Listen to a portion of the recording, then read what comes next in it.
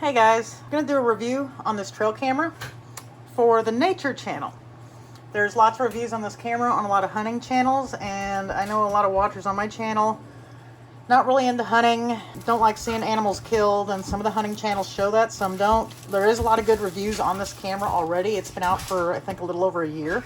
But I'm going to do one that way for my bird watchers, my people just wanting to see their nature in their backyard, and they're worried about watching reviews.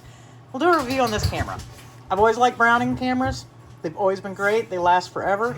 My last one broke only because either a woodpecker or something took out this sensor and did some damage inside. It just quit working. And I apologize, the dogs are going to get wound up now. This is how it came from Browning. There was a little bit of plastic over it in the box, packaged well, no problem. But this did come straight from Browning. I bought it.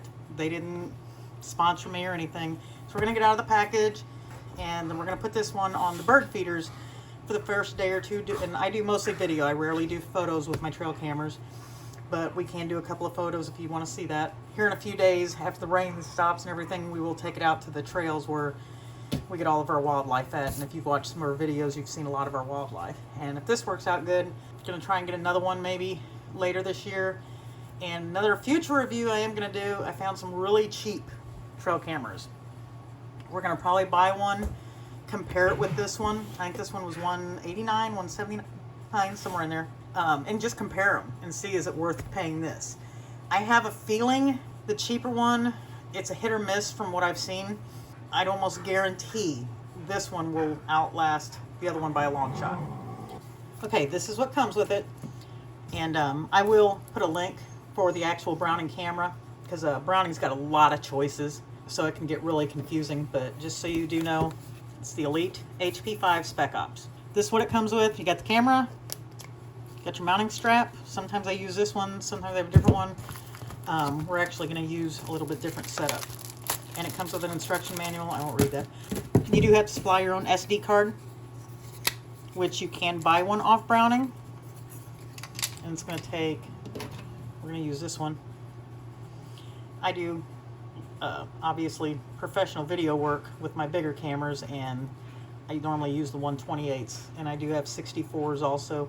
I think this camera takes up to a 128, and it takes 8 AA's.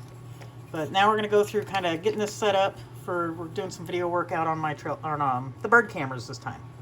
So hit the eject button right there, and your battery comes out. And there's something about Browning cameras, all of them catch. You really got to pull that hard out. That you got to pull that out hard. Have to do some audio editing. We're going to put my batteries in. Hey guys, I'm stopping this video right here because we ended up having problems with this camera. So long story short, I got the camera set up on these bird feeders. I was working an evening shift, went out, checked on the camera. It had some videos. I was able to kind of do a quick review of them right there on the screen of the camera, which very nice feature of that camera. Love that. Had some videos on it, like there's 8-10 videos on it, something like that. Went to work, come back the next morning, pulled the camera. It wouldn't even turn on. Really surprised me. I thought, why? I said, not even, nothing. Brought it inside, pulled the card. My computer wouldn't even acknowledge the card was in there. I run a Mac, so I put it on disk utility. Utility found the card, so it's still there. It was a really old card, so I went ahead and pitched it. I just figured that's an old card. It's shot, even though I'd used it just a couple weeks or just a week or so prior in one of my Panasonics. It did fine. If you notice the speed on that card, it was an old card. It was slow. It was like 90, even though it was a Class 10 U3 card. I got another card out. It was a 64 gig card, Class 10.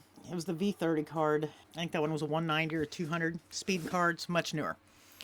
Put it in, took the camera out down to the trail. Same thing, first day, pulled some video, had some foxes, raccoons, nothing spectacular, but had some videos. Everything worked fine, good quality, loved it. Put it out there again, left it out there for a few days, and went to pull it. Camera's done. I mean, camera dead. Won't turn on, nothing. You gotta be kidding. Brought it in, same thing. Card's corrupted. So I went ahead and ran it through some software I have, and it was able to retrieve some of the videos, and that's what you're watching now, is some of those videos.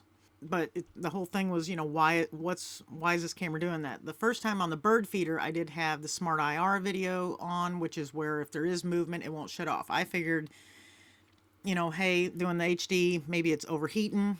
That's what corrupted the card. So when I had it on the trail, I didn't use Smart IR. I was doing 20-second videos with a 1-minute break. Here, that's time, you know, cool it down. It's only a 20-second video. It shouldn't be a problem. So obviously that wasn't the issue. Put another 128 card in, I think it is. And that one, older, but not as old as that first one I used. Did the same thing to that card within a day. Just burn it up. So contacted Browning. That was the day before Thanksgiving weekend. That Wednesday right before Thanksgiving. Didn't hear back from them until Monday, which that's understandable. I'm sure they took the Thanksgiving weekend off. Got an email from them Monday saying, hey, send the camera back. So I did. So yesterday, December 7th, I got a Browning camera back with a note saying, while evaluating your camera, we are unable to duplicate any corrupted files. We did find a daytime quality issue in photos. Replacing. So I got a brand new camera.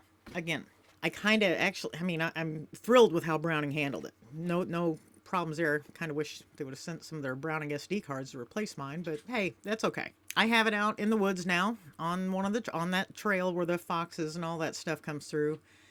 I'm really keeping my fingers crossed. I just had a bad one. While the camera was at Browning, I did some research on it, and I'm definitely not the only one having this issue, so that worries me a little bit.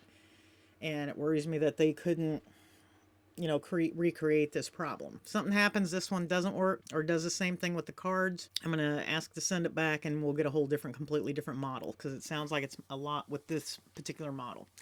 So we'll let you know, but at least you're seeing the quality of the videos, and help, you know, keep my fingers crossed that all this turns out okay. I'll do an updated video after I've used it for a little bit.